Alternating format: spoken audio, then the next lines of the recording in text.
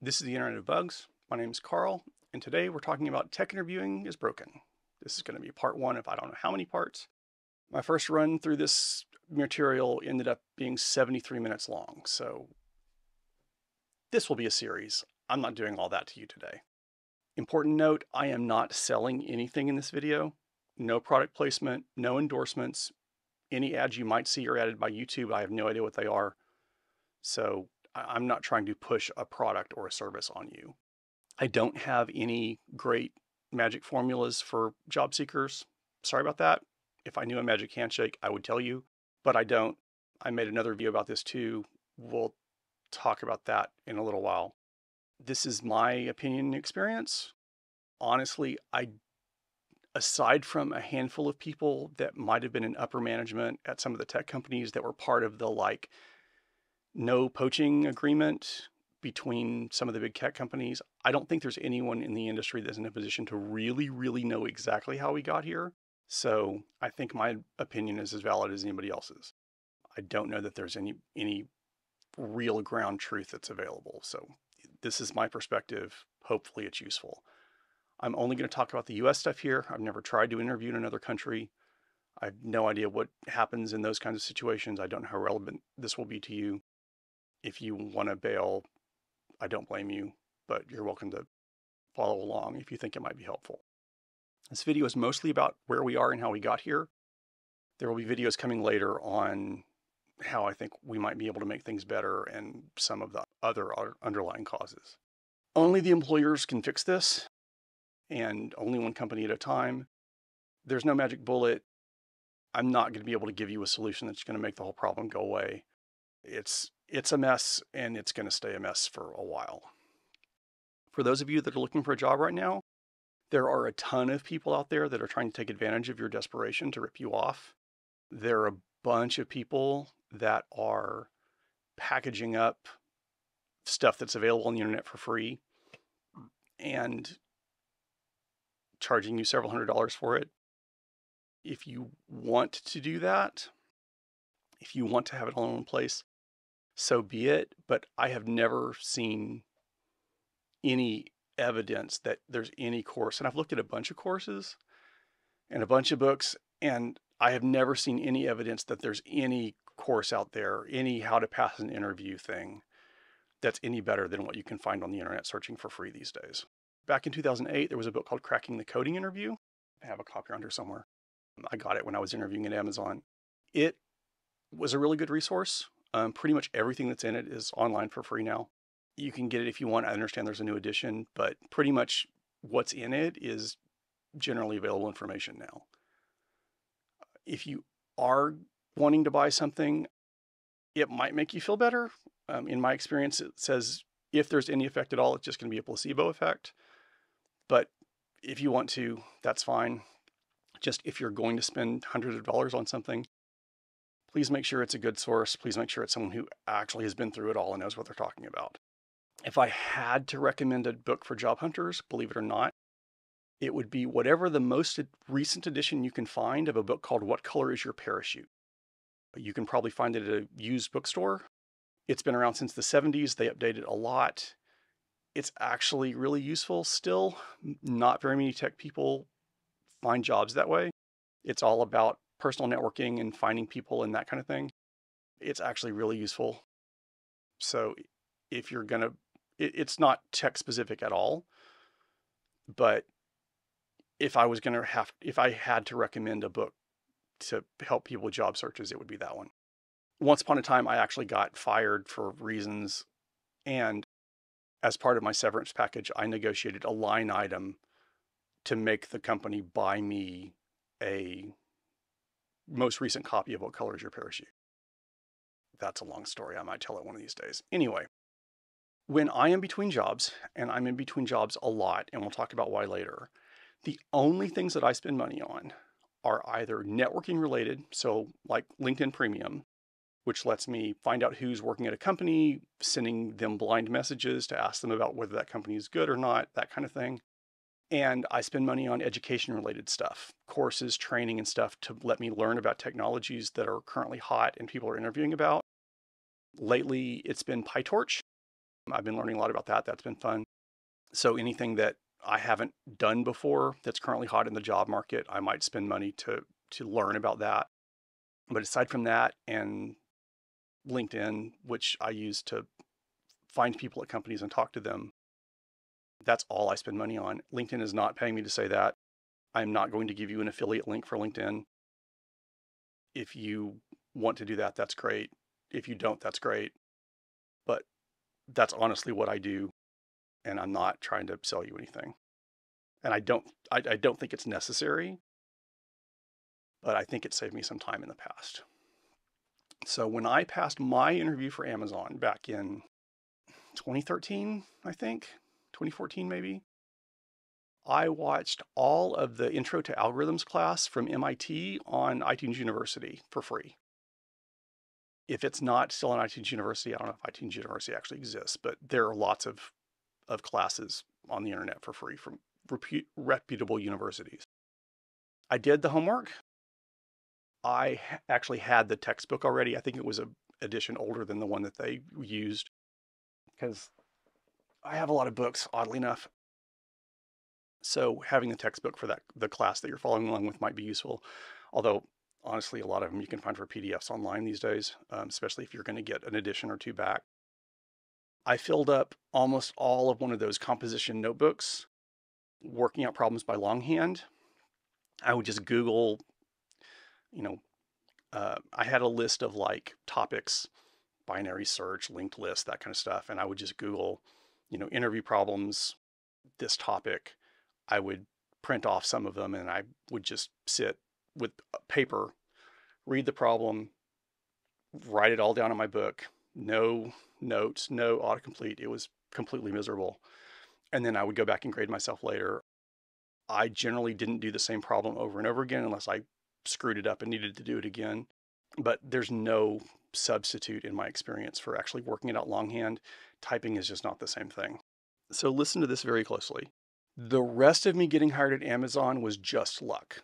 You can prepare yourself, and you need to if you're going to go through one of those LeetCode interview things. But I honestly do not believe that there's a single person at any of those companies who got through one of those whiteboard coding interview processes or online HackerRank coding processes that, given a different set of questions or on a different day, might not have failed it. It's strictly a matter of, did the person who's interviewing you happen to ask questions that still happen to have been fresh in your mind from the last time that you worked through those problems? And if you haven't worked through one of those problems, or you haven't worked through one of the problems that you get asked in a long time, chances are you're going to fail and there's nothing you can do about it. It's just a dice roll. The people that work at those companies all believe that they're better than the people that didn't get hired at those companies because they passed the interview process. And I have never seen anything that leads me to believe that it's not just blind luck of who manages to, by chance, get questions that they know the answers to or not. No one can answer every possible question on every day without making mistakes. It can't happen. Sometimes you draw a blank and it's over. Sometimes you don't remember that particular kind of question. It's over. Sometimes the solution that you have is not the one the interviewer has in mind, and it's over. It's just a dice roll. There is no substitute for practicing to get yourself in a position where you might get lucky. I wish there was a silver bullet. In 35 years, I've never seen it. I've never seen any evidence of it. There are people out there that paid for some kind of course and they passed the interview. I'm sure that there are people who went through the exact same course and failed an interview. The people that passed want to believe that they're just better. I've never seen any evidence to support that. There's no silver bullet. Once you prepare yourself to the extent that you can, after that, it's just a dice roll. So that advice plus another video that I'll link, which is called The Programmer's Real Problem with AI, which is all about the war between the AI bots that screen job applications and the AI bots that auto-submit resumes and ChatGPT-4 created cover letters That constitutes the advice I have for job seekers. The rest of this video is all about kind of where we are. So my history. I've been doing this for 35 years. I started my first job out of college at 1993 at a company called EDS. I have worked at Amazon. I have worked at IBM. I have done a bunch of consulting. I've done consulting gigs for Motorola, AMD, ExxonMobil, Amoco Production, Sun Microsystems when they still existed, Sprint Telecom when they still existed, Motorola and AMD. I'm going to stop before I start repeating myself, but like lots of companies. In 1995-ish, I worked for a consulting company, and I wrote the guide for basically how to score a candidate after an interview, so that we would all the different locations would hopefully be close to the same, close to the same answer for the same candidate. The company I went to after that was another consulting company. There I got a reputation for being one of the more difficult interviewers. I tried to be fair, but I was a very intimidating interviewer. The secret to being an intimidating interviewer is to ask someone a question that you know that there's no chance they're going to know, and then just look at them like, I expected you to answer that, and then just go on with the interview. It makes people very nervous, freaks them out. It's not necessarily the best thing. I kind of feel bad about it sometimes, but it actually makes a big difference. And it makes more difference when you're interviewing someone who's going to be a consultant, who's going to be on a client site by themselves, and who needs to be able to handle more of that kind of pressure. It's still not a nice thing to do, but it's actually, when you're being interviewed, it's actually not that hard for someone to seem a lot smarter than you, even if they're not, just because they have home field advantage. Once upon a time, the consulting company I worked for bid on a project, and they didn't really expect to get it, and we got it. And I spent 2.5 weeks interviewing like 16 people a day. I had half-hour slots back to back to back to back, booked with an hour for lunch, for 8 hours of interviewing a day for like 2.5 weeks. By the time I got through of all that kind of stuff, I had a pretty good handle on interviewing, or at least I thought so. So hopefully what I have to say is relevant. I have worked as an employee and as a contractor at both companies that use LeetCode whiteboard kind of interviews, hacker rank, online code sharing kind of interviews, and companies that didn't do that. I have not seen any evidence to believe that the people that use the whiteboard LeetCode hacker rank interviews are better. I have seen no evidence that the people there are smarter. There are some differences. We'll talk about that later. But I have seen no evidence that that leads to better outcomes.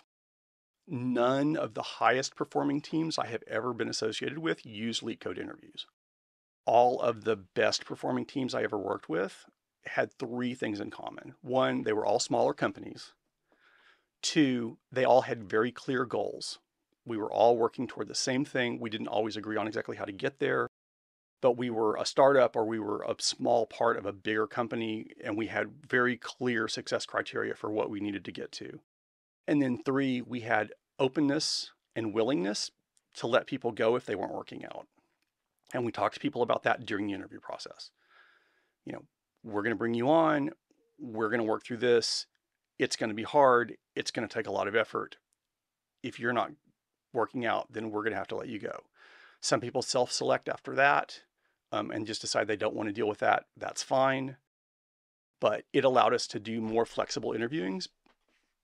It allowed us not to have to really care that much about how well somebody could code, because if we ended up stuck with someone who couldn't hack it, then we would be able to let them go easily. I don't know that that's the best thing. I don't know that that's the most ethical thing. And certainly those were really stressful, really hardworking teams, but those were the teams that I was with that were by far the best performers.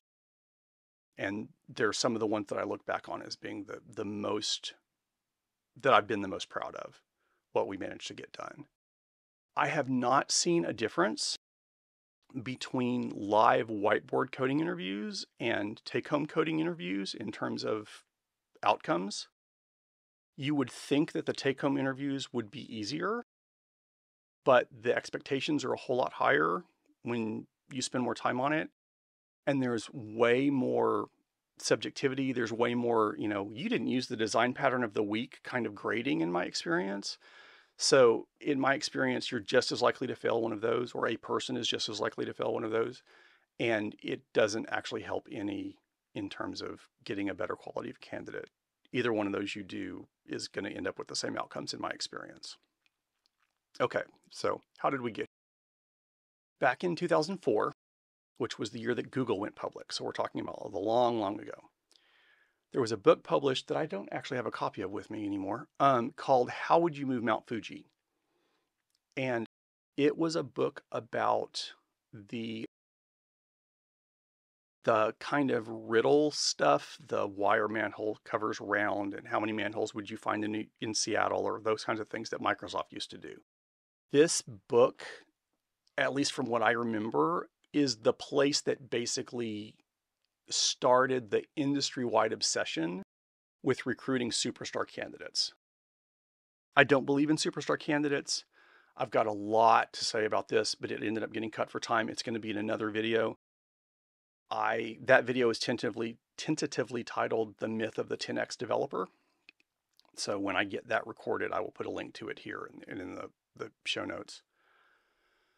After that, there was on the internet in 2006-ish, I think, a thing called the Microsoft Underground Hiring Manual, or Guerrilla Hiring Manual.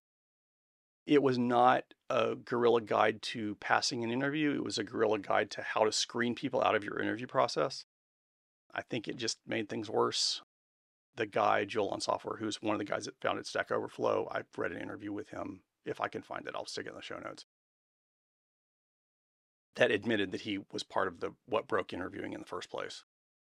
Next thing, this was just dumb. So I've got a link to the web archive article or archive of this thing.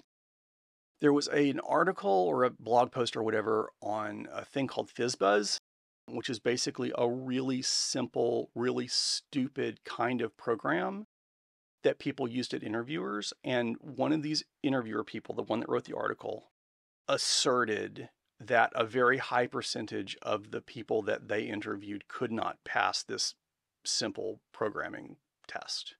Even if you look at the bottom of that first page back in 2007, 2008, whenever the hell it was, the comments on that page are like, I've never seen anything like that. But a bunch of people in the industry just took it as gospel that the vast majority of the people who were interviewing for developer positions couldn't code at all, and that you needed to screen them all out. And that started this whole, you have to have coding interviews and you have to do whiteboard things. And it just turned into a nightmare. I think that's honestly garbage. There might have been a handful of people that I've interviewed over 35 years that I don't think could have passed that kind of easy interview or easy programming test. And those were people that I knew within the first 5 minutes didn't know what they were talking about. So I don't know if that was just for clicks. We didn't really have clicks like that back then. I don't know. Maybe he had just a really bad source of a bunch of people coming out of a university or a boot camp kind of thing, or something that just didn't know what the heck they were talking about. I have no idea, but that never made any sense to me at all. But man, did that become the zeitgeist. Keep in mind, all the data that we have on interviewing, all the actual data, is held by private companies or public companies. And they're all incentivized to be better than their competitors. And even to the extent that they release studies or things that are the truth, it might not be the truth, or it might not be all the truth. So it's possible that some of the things that the industry has internalized as being very important about interviewing are things that basically people posted just to try to throw their competitors off. It's been kind of a cutthroat thing off and on over the last few years. It's quite possible that a lot of the things we know were just because, the Googles and Microsofts of the world were trying to maintain their advantage. It is definitely true, I've experienced this many, many times, that other companies, not big companies, especially startups, smaller companies who wanted to be big companies, who aspired to be the next Google or whatever, tried to emulate what they saw or heard that the successful companies said that they were doing. It made investors think they had a clue. it made them think that they were following best practices. And I don't think it actually helped, but man, it spread like wildfire. So in 2013, I'll put a link to this article. Google's senior vice president of people operations said that scores from this kind of interviewing had no correlation with job performance at all. Now, like I said, he was at Google at the time. He might have been trying to lie to throw his competitors under the bus. That said, he's left Google for quite a while, and as near as I can tell, he's maintained that position the whole time. So I don't think he was lying at the time, although I can't actually prove that. There are some incentives that companies have to continue doing this kind of whiteboard puzzle interview crap that fails a bunch of people. One of them is that companies just don't know if they weren't going to do that, what would they replace it with, and whether that replacement would be effective or not. I have a whole separate video coming about the way that I like to interview people and the things that I think are more effective. At the moment, the tentative title of that is called If Not Leet, Then What? We'll see what it actually ends up being called, and when I post it, when I get it done, I will put a link to it here and in the video description. One of the reasons that companies continue to do that is it's kind of like a hazing ritual. The folks that work there are like, hey, I had to go through this, so everybody else has to go through this as well. And there's a potential for a riot if you were to tell people, hey, the new people are going to come in are not going to have to go through what you went through. So there's an incentive to keep doing it because of that. The employees that do get into a company think that they're special because the interview process was such a gauntlet, and they think that they're smarter than everybody else, and that can be advantageous to the people running the company. It cultivates this us versus them mentality that encourages camaraderie and loyalty and that kind of thing. It also, and this is actually, I guess, useful, but I don't think it's healthy. It does identify the candidates who want so much to work for that company that they're willing to spend a ton of time practicing and learning stuff that has no bearing on any job in order to be able to get even to the point that they have a chance of passing that interview. So it does cause people, it does allow you to filter for people that are very motivated to want to work at some kind of big LeetCode interviewing company. I don't know that that's healthy, and I don't know that those people are any better than the people that wouldn't go through that effort, but it does do that for the companies. The other thing, I don't even want to say this. So the high interview failure rate supports the big company's narrative in the press and in lobbying efforts about why, or about their assertion that there's a lack of skilled programmers and skilled workers in the US. Anytime I mention anything about the government or lobbying or any of that kind of stuff, people come out of the woodwork to cheerlead for their favorite political party or to whatever. Anything that looks political, remotely political in the comments, I'm just going to delete on site. So please don't do that. That's not what this channel is about. We're here to talk about fixing bugs and fixing computing and fixing the industry. Politics don't have a place in this channel. So if you want to argue about that, argue about it somewhere else. Okay, that's all I have to say about that. So there's a belief amongst the big companies, at least some of them that I know of, who believe that people who have been through this kind of interview process are, at least one of the companies, the word they like to use is fungible, which is the same F in non-fungible token or NFT. They want to believe that basically if you put everybody through this kind of interview process, that you'll be able to move programmers around like puzzle pieces, or not like pebble pieces, like bricks in a wall. And it doesn't matter where you put anybody, and you can just reassign people willy-nilly. I don't like being a brick like that. It matters to me what kind of technology I'm working on, so that doesn't endear me to the process. But companies do believe that being able to move programmers around at will is useful to them, so that's one of the reasons that they like going through that process still. It also creates a standard and uniform process that does not rely on a lot of skill from the actual interviewers, that may be less likely to result in discrimination lawsuits. If you put everybody through the same set of questions that come out of the same question bank, and you have the same set of, well, you made a syntax error, so we're not going to hire you kind of criteria, then it might be harder for you to, you know that the big companies are going to get sued because they have deep pockets, whether they did anything wrong or not.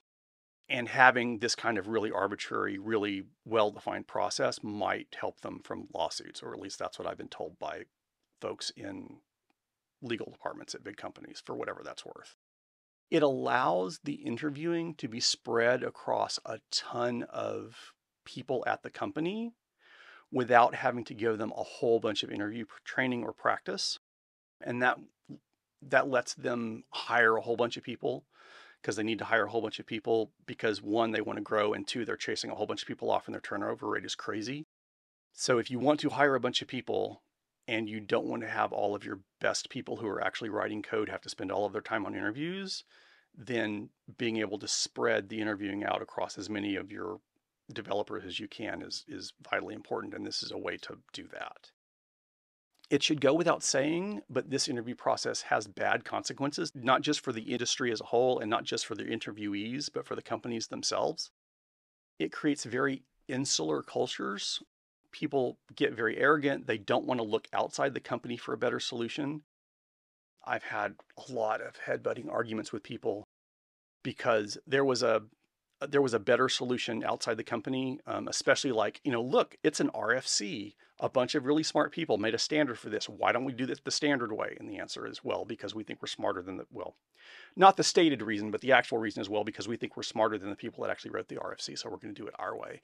And sure enough, several times I've had to deal with the consequences of bad decisions that wouldn't have happened if we had just done what the RFC said, because the RFC thought of that and the people that were inside the company that set up the internal standard didn't. It, of course, causes people who would be great hires and would be great people to have on the team and to be very productive not to get in, either because they don't want to go through the effort, because learning all the LeetCode stuff is not actually helpful to an actual job or being a better developer, and they don't want to go through the effort, so they don't get in, or because they happen to have missed one of the questions because they drew a blank that day. And that's very unfortunate. You don't think about this, but it also causes a bunch of people with no actual experience, but a bunch of algorithm knowledge to get hired. And those folks end up under a lot of pressure. I have talked to a lot of people. I've spoken at conferences. I've run meetups. I talked to one person once who had a master's degree in computer science from a university I had heard of. And from the conversation, I didn't ask this directly, but from the conversation, I am pretty sure that that person had never touched source control and never written a program that wasn't intended to be printed on a dead tree and graded before they were interviewed and hired at one of the big companies.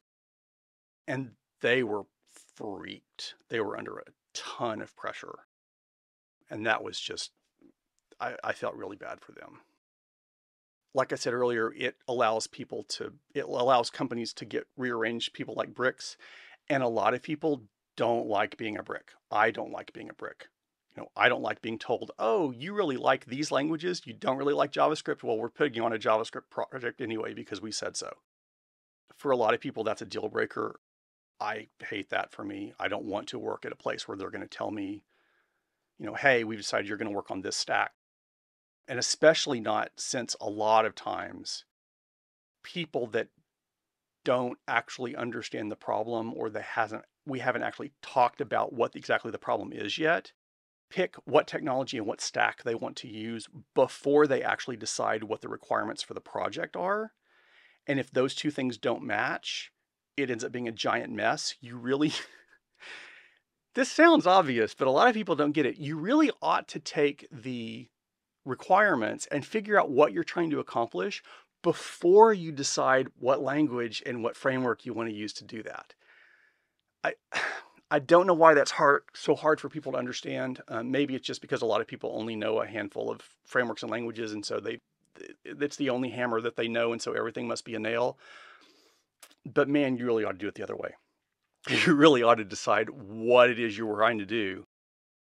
And then once you know what you're trying to do, figure out what language is a good fit, or languages or frameworks are good fits for that. Because, oh man. So if you are job hunting, if you are trying to decide or you're switching and looking for another job, if you have a choice between a company that does LeetCode stuff and a company that doesn't do LeetCode stuff, I recommend you pick the not LeetCode one. In my opinion, and maybe you're different, but in my opinion, the downsides created at a company by using that stupid whiteboard LeetCode hacker rank interview process is just, it's worth avoiding if you can. It really is. Maybe if you get a whole bunch more money, or you just want the big company name on your resume, it's worth doing for a while, but it doesn't make a healthy environment. It doesn't make a fun environment, and I recommend you try to avoid that. Anyway, hope that helped. Till next time, don't forget, be civil in the comments. Anything political, I'm gonna nuke immediately. Always remember, the internet is full of bugs, and anyone who says different is trying to sell you something, likely a scammy how to ace your big tech interview for the low price of several $100s kind of course. Let's be careful out there.